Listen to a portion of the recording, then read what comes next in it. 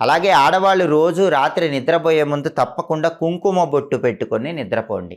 దానివల్ల లక్ష్మీదేవి మిమ్మల్ని ఖచ్చితంగా అనుగ్రహిస్తుంది.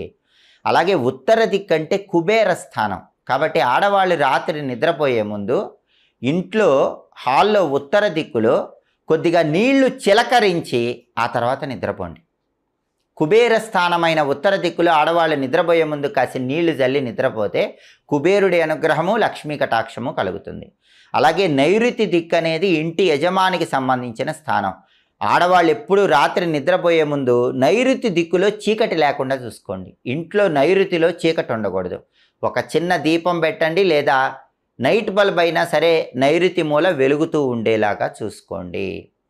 అలాగే ఆడవాళ్ళు ప్రతి శుక్రవారము రాత్రి నిద్రపోయే ముందు గుమ్మం ముందు అష్టదళ పద్మ ముగ్గు వేసి ఆ తర్వాత నిద్రపోండి. అష్టదళ పద్మ ముగ్గు అంటే 8 దళాలు